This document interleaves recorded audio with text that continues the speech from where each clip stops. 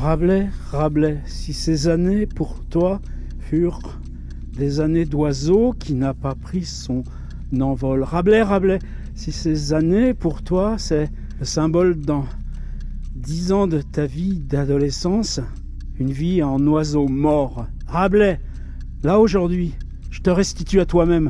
Va, l'oiseau mort. Un adolescent de 14 ans arrive à cet embarcadère, probablement accompagné de son père. On ne sait pas quels étaient les usages à l'époque, ni si sa mère pouvait seulement faire le déplacement ou le voyage, si son frère aîné l'accompagnait. On n'est que dans des peut-être. En tout cas, un adolescent de 14 ans arrive sur cet embarcadère, au bas de ce mur d'ardoise. Il n'en ressortira que quand il aura 24 ans. C'est ça que je voulais essayer de comprendre avec ces vieilles pierres d'ardoise, comprendre avec ces vieilles grilles de fer forgé. Est-ce qu'on peut retrouver dans le présent des événements qui se sont passés il y a 500 ans? Et des événements dont on n'a aucune trace, aucune archive. Est-ce que c'est l'intuition? L'intuition, ça marche pas ici, ce serait plutôt l'affect. On cherche. Et pour le chercher, on cherche en soi-même ce qui pouvait correspondre. En plus, on a beau être le 25 mai 2024, la Maine, là, la Maine, c'est une rivière très courte qui reçoit 3 affluents en amont d'Angers et qui les convoie jusqu'à la Loire un petit peu plus bas. Et ici, on est... Alors c'est une espèce de bloc schisteux, un bloc d'ardoise. Et en 1454, 40 ans avant la naissance de Rabelais, le roi René, revenu des croisades, découpe ce bloc d'ardoise pour faire ériger une chapelle, puis un couvent. On n'a aucune archive. On sait qu'en 1521, il arrive à Fontenay-le-Comte. On sait que probablement vers ses 14 ans, donc un peu plus de 10 ans avant, il est placé là, dans ce couvent. Ça veut dire que là, on est dans l'embarcadère, c'est-à-dire que s'il vient là, de Chinon, de Vignières, de toute façon, barque ou carrois, carriole ou à pied, on s'embarque à Cande sur les barques de Loire, on arrive à Bouchemen, et de Bouchemen, on remonte ici, où est l'embarcadère du vieux couvent et le chemin qui monte vers lui.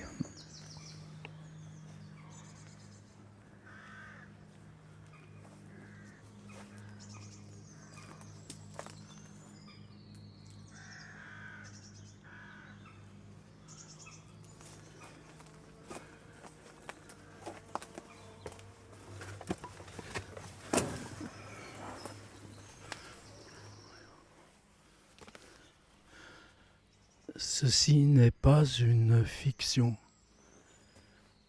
Poterne du couvent de la Baumette, au sud d'Angers. Et cette poterne, un adolescent de 14 ans la passe, en ressortira 10 ans plus tard. Au moins. Aucune trace, aucune archive. Le droit de faire des hypothèses. Les hypothèses autorisent le rêve. Le rêve nous ramène à François Rabelais. Nous y ramène d'autant plus près que personne n'a exploré ces pistes-là apparemment. L'expérience que je voudrais faire ici, aujourd'hui, au ralenti, sans vouloir rien chercher à prouver, embarcadère du couvent de la Baumette, je me suis muni de mon micro de terrain, mon micro stéréo, et savoir si on enregistre les corbeaux, l'eau, rien, le silence, peut-être très très vaguement le bruit de la ville au loin, même pas. Est-ce qu'en se concentrant sur ce qu'on entend, on peut savoir ce qui résonnait dans la tête de François Rabelais quand, lui aussi, ici, sur l'embarcadère, sur le départ impossible, ou pour le départ impossible, pour la fuite impossible, pour l'engagement qui a valu ensuite pour toute sa vie. Est-ce qu'une porte peut s'ouvrir On va simplement enregistrer le son en stéréo.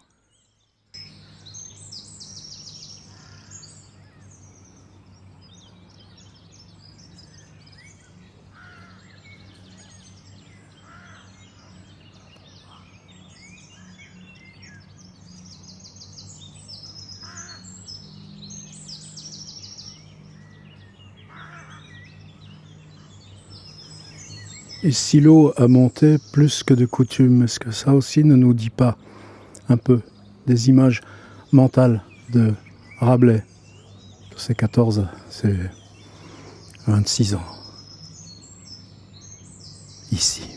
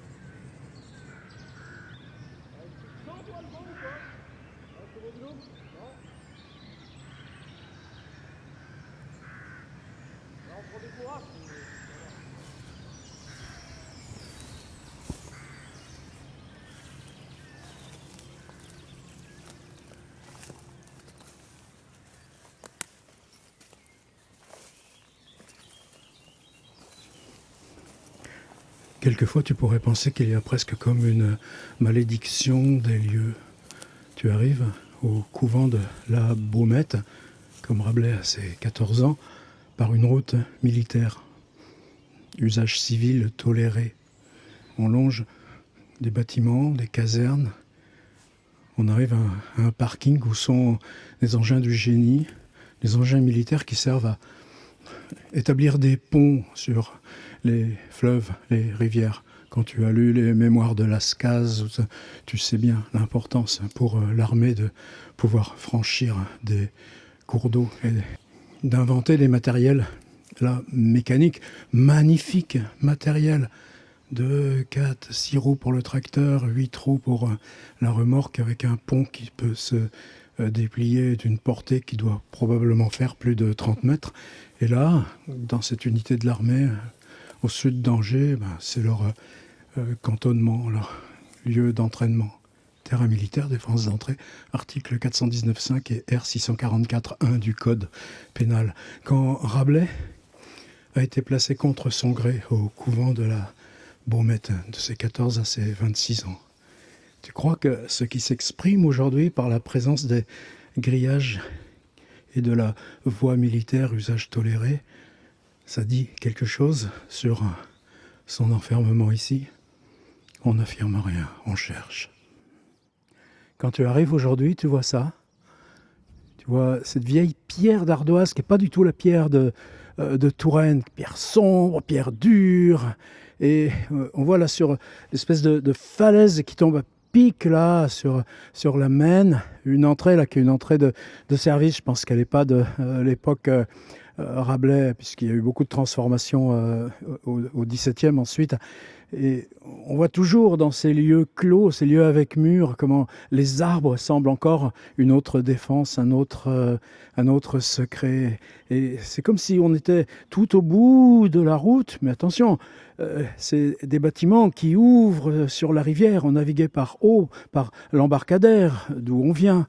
Et là, c'est une sorte l'arrière sur la ville. On ne va pas faire des comparaisons vie conventuelle avec des tensions arbitraires. Et puis juste à côté, on a Fontevraud. C'est comme si là, toute cette région là d'Anjou, Touraine était une sorte de déversoir là, pour la bonne société.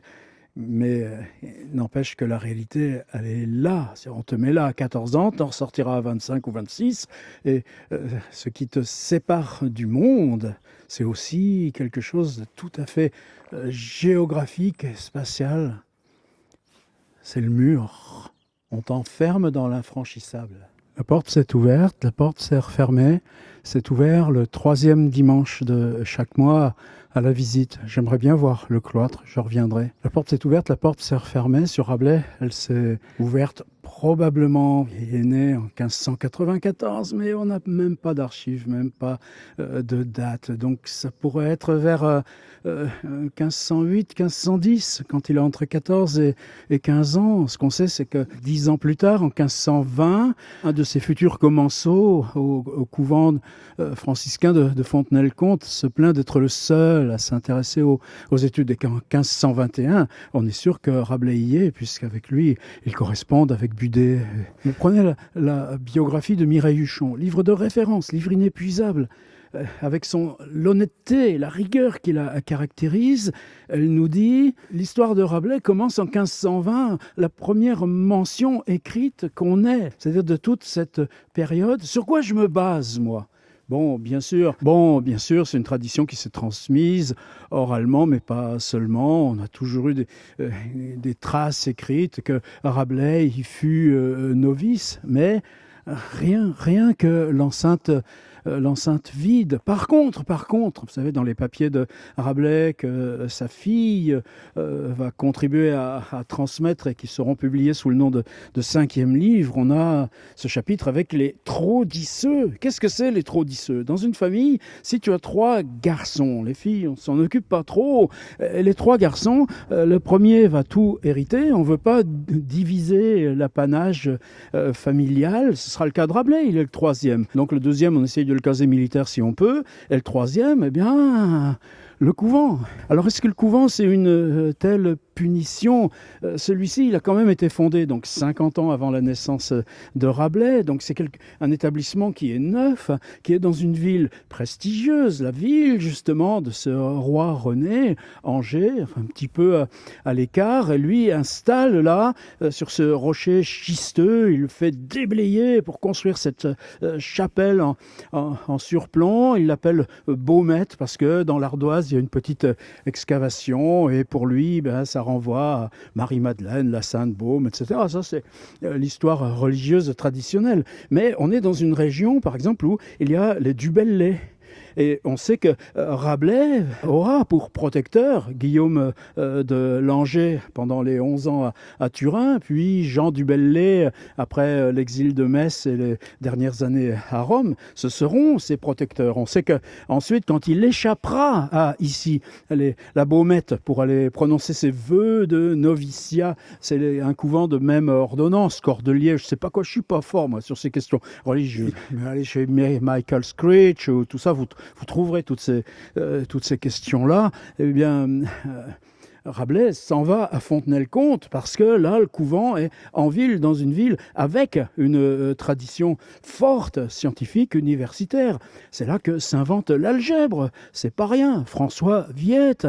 Ici aussi, on a un savant, vous voyez, c'est marqué au météorologiste Albert Scheu. Ce sera un des propriétaires du château au 19e siècle et il fera une tour, il paraît, une tour de 5 étages qui domine tout le paysage, un petit peu comme une tour de Pise, mais toute droite. Et malheureusement, à la Libération, quand les Américains se saisissent d'Angers, blam, il y a un obus qui va se prendre la tour et elle n'existe plus. Peut-être heureusement ou pas, ça n'a pas une telle importance. N'empêche que c'est qu'une hypothèse là encore. Mais qu'est-ce qui fait que Rabelais est en contact avec les frères du Bellay? Dans ces 10 ans, ici, probablement, là encore, ces établissements, et un établissement qui commence là avec ce prestige, accueille ces fils-là, ces enfants de grandes familles. Peut-être même Geoffroy d'Estissac, celui qui va l'extirper ensuite de Fontenay-le-Comte en le mettant précepteur de ses neveux. Peut-être que le contact sera établi dès maintenant. Allez-y, passez. Non, prenez votre temps. Vous êtes pour l'escape game? C'est ça. Ah, mais vous êtes en avance pour l'escape game. Ah, mais non, on le fait. Je m'en doutais. Votre collègue vient d'arriver. C'est pour ça que je le sais. Bonne journée. Alors, qu'est-ce qui fait que ce bâtiment aussi, on a si peu de traces, si peu d'archives? Il y a les guerres de religion. Oh, elles frappent aussi Chinon. Vous savez, on a fait toute une vidéo sur les guerres de religion à Lernay et comment en fait ça se passe. Là encore, on dirait la guerre de Gargantua, mais en vrai cette fois, à peine 30 ans après. Mais après les guerres de religion, ce couvent-là, c'est-à-dire un couvent, c'est quoi? C'est une unité, c'est une entité. Il y a évidemment la salle capitulaire, il y a les cellules, il y a les réfectoires, mais il y a aussi les bâtiments, tous les bâtiments qui servent à l'agriculture, aux vignes. Et c'est des entités qui sont des entités d'abord économiques. Il y a les frères convers, c'est-à-dire le personnel qu'on emploie. Les pauvres, pas ceux de bonne famille comme Rabelais ou les du Bellay, mais ceux qui deviennent là les ouvriers, qui sont logés dans des dortoirs qui, eux, seront détruits vers la Révolution, je crois. Et tout ce monde-là, évidemment, en tant que c'est une puissance économique et religieuse, mais il y aura plus ici. C'est ce couvent de Cordeliers, en tant que fondé par le roi René, sera un petit peu le plus prestigieux, en tout cas celui-là qui représente à échelle régionale, voire nationale, leur ordre. Et donc le couvent, après la période de Rabelais, après c'est la destruction dans les guerres de religion, va être développé, augmenté. On va reprendre la petite chapelle initiale, on va en faire une grande nef avec une estrade, une galerie. On va fabriquer une maison au XVIIe siècle, je pense, qui a permis que ce soit racheté et la propriété maintenant d'une famille privée. Cette grande maison sert à accueillir les hôtes de passage. Ça n'a plus rien à voir avec là cette instance là de noviciat extrêmement brutale. En tout cas, c'est quoi? C'est une ferme, mais avec une hiérarchie. Waouh, qui doit pas être simple, qui doit pas être facile. Et à la Révolution, tout ça, il y aura eu des moines jusqu'à cette époque-là. Mais en même temps, c'est un établissement un peu politique, une sorte d'ambassade régionale pour ces questions religieuses, à côté d'Angers, qui est une forte ville. Eh bien, à la Révolution, ce sera vendu comme bien national. Il va y avoir une bonne part de destruction, mais justement, il reste de l'indestructible. Et quand il reste de l'indestructible comme ça, qu'est-ce que nous, on peut en prendre comme trace sensible de Rabelais, alors que, oui, ailleurs, il y en a des archives écrites, mais à Angers, il n'y a rien. Ça a brûlé dans les guerres de religion. Déjà, une bonne part a dû être partie là, pillée, disparue. Ensuite, à la Révolution, vendu comme biens nationaux, une part de ce genre d'archives déposées là, dans les choses départementales. Non, ça n'a pas été le cas. Donc, aucune mention écrite. Est-ce que, parce qu'il n'y a pas d'archives écrites, c'est pas moi qui suis dépositaire de la question, c'est peut-être ça qui me sépare, là. Je pense à tous ceux qui m'enseignent sur cette période. Par exemple, Romain Bertrand sur la période 1500-1520, là, vers Dieppe, et à Dieppe, comment les navigateurs avaient un lien direct avec le Portugais pour aller au Brésil. Il y a une France, là, des 1500-1520 chez Romain Bertrand que je ne connaissais pas. Il y a Jérémy Foa, le Marseillais, qui travaille justement lui, sur les guerres de religion, plus le cœur des guerres de religion que cet amont où est Rabelais. Mais tout d'un coup, comment un voisin va prendre le droit d'assassiner son propre voisin, y compris pour lui piquer juste ses petites affaires. Et ces historiens, eux, sont astreints à la rigueur, comme Mireille Huchon est astreinte à la rigueur. Nous, littérature, est-ce qu'on a le droit d'inventer ? Alors, par exemple, en 1847, il y a un gars, Adolphe Constant.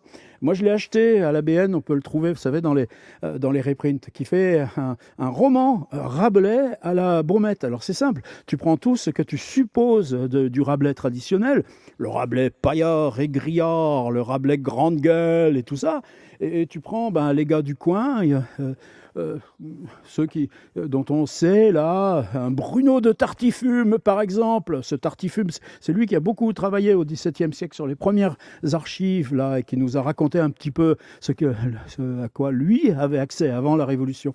Et il prend ces personnages-là, et puis il en fait des histoires un peu de gaudrioles et tout. C'est nul, c'est nul, c'est nul. C'est bon, ça nul et non avenu, pas d'importance. Mais ça nous donne bien, nous, le signal rouge. Qu'est-ce qu'on risque à inventer du Rabelais fiction? On n'a plus le droit à ce genre-là. Mais on a quand même des interstices. C'est quoi l'interstice? Cette porte, elle n'existait pas. Je pense qu'elle doit dater du XVIIe siècle avec son B ouvragé. Mais le mur, lui, ce vieux mur d'ardoise, lui, il existait. Eh bien, on peut aller toucher le mur. On peut aller se plaquer contre la porte. On peut l'appeler Rabelais. On est avec lui, là. On est avec lui autant qu'à la Devinière, voire plus. Peut-être justement par ce silence, par ce secret, et par le fait que lui, il sait ce qu'il dit quand il dit les trop disseux. Pourquoi, à 14 ans, vous m'avez foutu là? Et comment j'ai fait pour arriver à en sortir 10 ans plus tard, en 1520? À quel prix?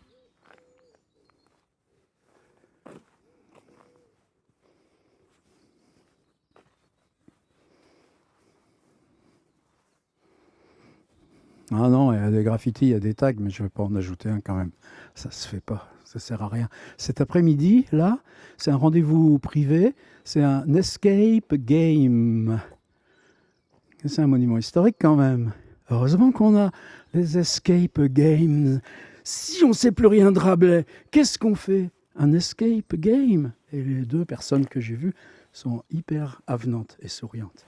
Là, on longe le mur du couvent de la Baumette. On est au pied. C'est une sente qui descend vers la rivière. Probablement le deuxième mur, là aussi, qui devait protéger les vignes ou les cultures de l'abbaye, date aussi de l'époque initiale là, du couvent. Et ce qui est très impressionnant, en dehors ce côté encaissé, protégé, presque féodal encore, mais ce fichu roi qui revenait des croisades 50 ans plus tôt, donc tout neuf, il était ce couvent, d'où probablement son prestige. On marche directement à même sur le filon d'ardoise. Vous savez qu'Angers, c'est une tradition ardoisière forte, avec Trélazé, juste un petit peu symétrique d'ici par rapport à la métropole.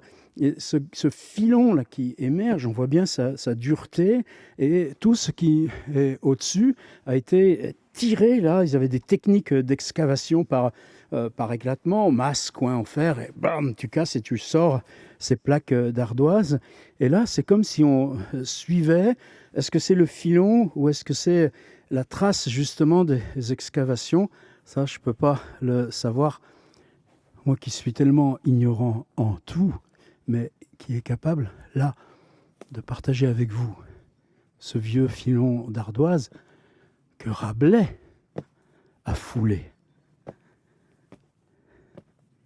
Est-ce que ce qu'entendait Rabelais quand il marchait dans cette sente à l'extérieur de son couvent, mais en restant dans l'enceinte infranchissable, est-ce qu'il entendait ce que nous entendons?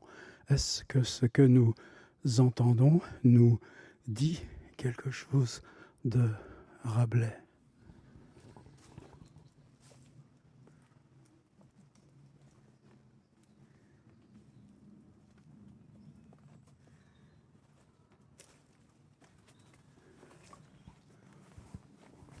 le couvent en impasse. Tu échapperais, Rabelais?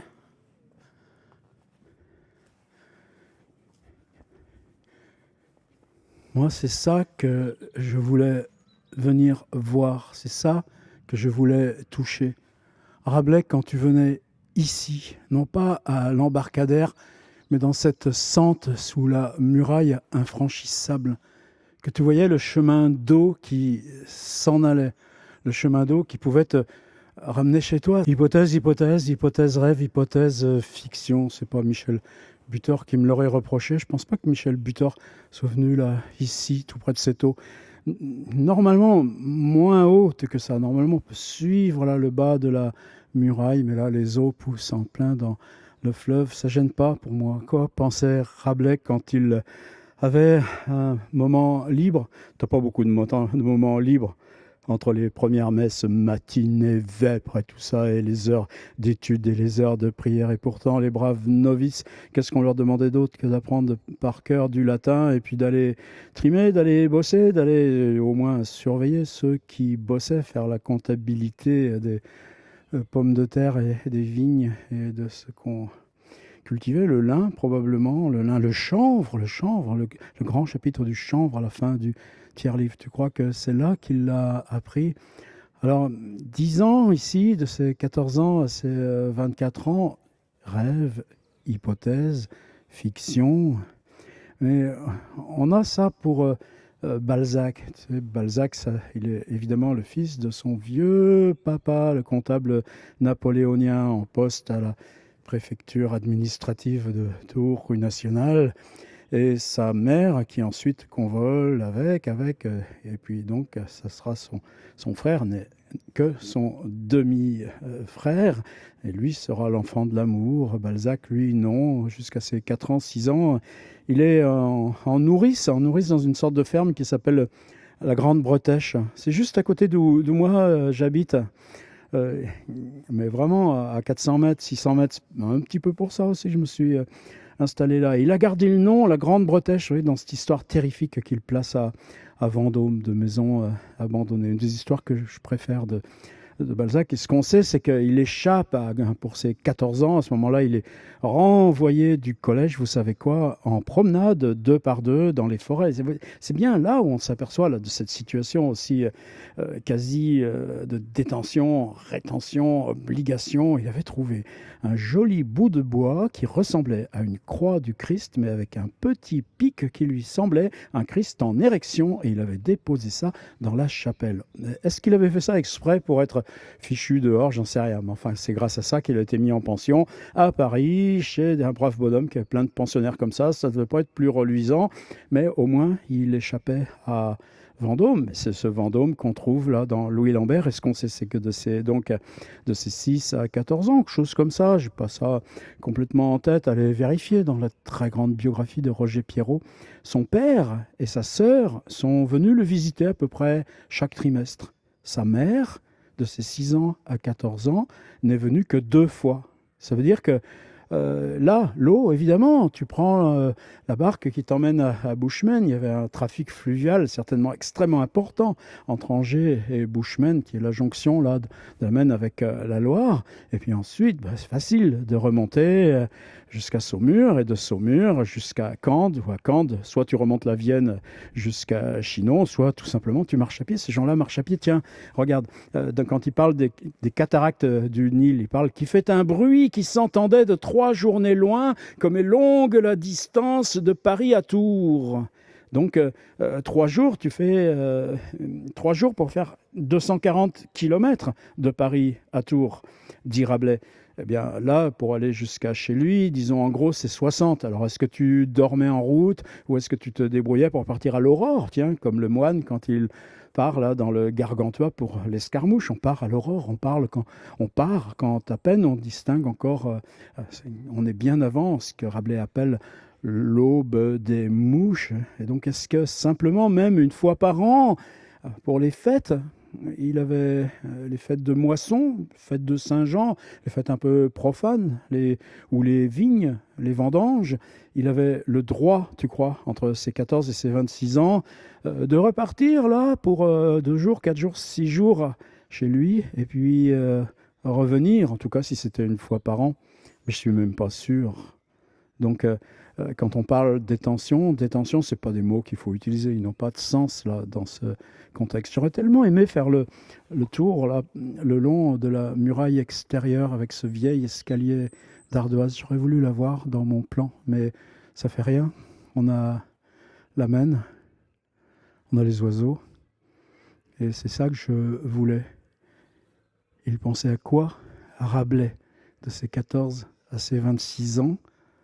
Quand il venait ici, là, au bord, d'entre la muraille et les eaux. Muraille, c'est un mot qu'on trouve souvent chez Rabelais, muraille. Tu penses à quoi? Et ce ne sera pas facile de s'échapper. Ce sera les 4 ans à Fontenay, épisode brutal. Ensuite, ce sera avec Geoffroy d'Estissac. Là, ce sera différent. Ce sera les 6 ans à Poitiers, et puis ce sera enfin Montpellier, bachelier en médecine.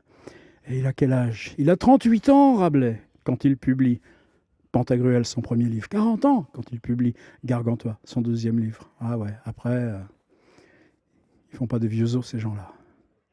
Et c'est pour ça que pour moi, c'était important de venir ici. La Baumette à Angers. Plan, contre-plan. Là, à la Baumette à Angers, est-ce que vous le voyez, cet arbre au milieu de la rivière, cet arbre et son reflet, cet arbre et le ciel. Là, cet arbre, c'est la direction qui mène à la Loire. Et attention, il y a des choses que je n'ai pas dit non plus. La Loire, c'est les expéditions vikings, les expéditions anglaises. La Loire, c'est la destruction. Regarde dans le Gargantua, le moine, quand il protège son abbaye, ils ont pour se défendre des bâtons. L'eau, là, c'est par où remonte les ennemis de toutes sortes. C'est la route des massacres, de tous les massacres encore possibles. Les guerres de religion viendront tout bientôt. Alors peut-être que cet arbre-là, tu vois, si moi j'avais une responsabilité dans quoi que ce soit, là, cet arbre, je mettrais une toute petite étiquette comme on fait dans les jardins botaniques tout au pied. Je mettrais arbre de Rabelais. On lui dédie la vidéo à notre arbre de Rabelais, avec la Maine encore si haute qu'au lieu d'en être au bord, il est là en plein milieu de l'eau. Rabelais, on t'attend, on est venu, saute la barrière, Rabelais, saute du mur, je t'emmène dans ma petite voiture, Rabelais, on a mis 500 ans, mais on est là, on t'emmène. Puis après, c'est ça l'autre question. Est-ce qu'il aurait écrit la même chose s'il n'avait pas eu ça, là, ces 10 ans, dans les murailles?